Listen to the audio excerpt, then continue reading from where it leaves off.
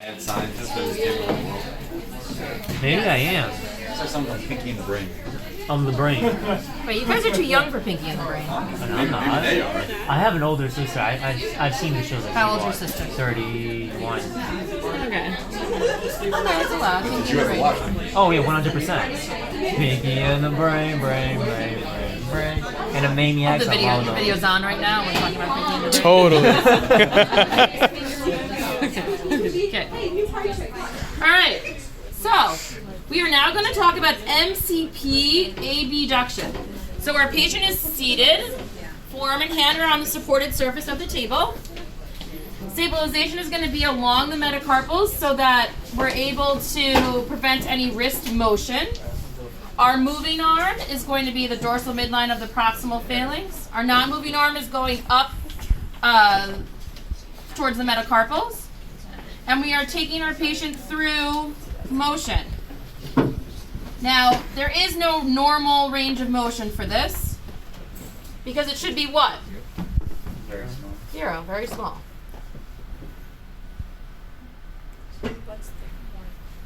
Honestly, I'm not sure. What do you guys, Dr. Wiener or Dr. P, what's the point of measuring abduction and then CP joint? To make sure that they have? At 2 or 5, to make sure they have. To be able to grip things? Oppose. Oppose? You just ask them to You can do just the functional assessment, but it's for documentation. If it's functional, but it depends, like if they had a surgical procedure and you have to monitor the amount of range, if they had a joint replacement. Any questions?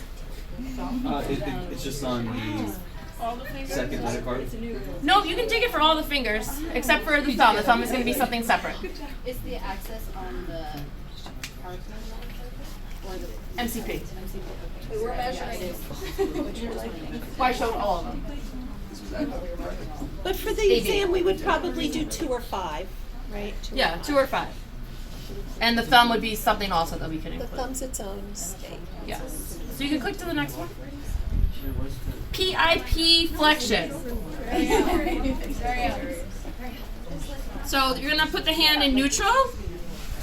You're going to use your finger goni. A lot of you guys are trying to use like the larger gonies. I need to find out if we have more of these for you, but we'll have these for you for the practical, since you guys said these ones you did not have included in your welcome packet.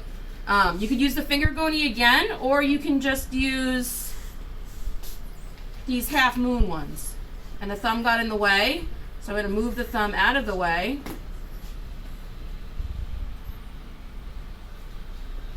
And take a measurement.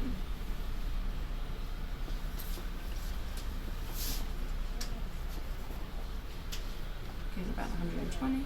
And then for these, you can also go through and do each finger. And I'm sorry if the plastic is bothering you. Is it bothering you? Yeah? Enjoy the pain a little bit. I got 120 again. I was sensitive. Then for extension, which is going to be the next slide.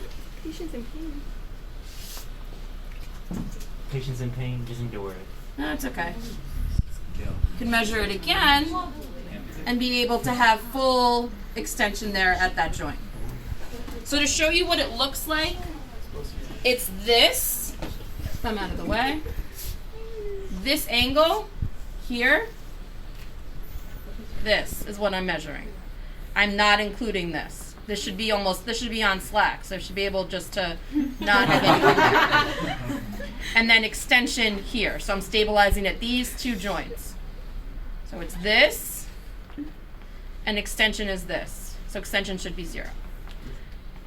Make things complicated for you, the next one's going to be the DIP, which you can measure as well.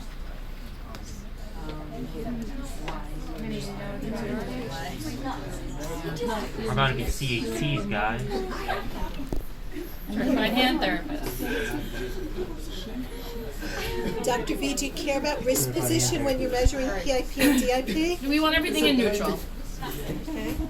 So that's we're measuring that, and then we're measuring this. Now there's a note that there is a decent amount of hyperextension for the DIP.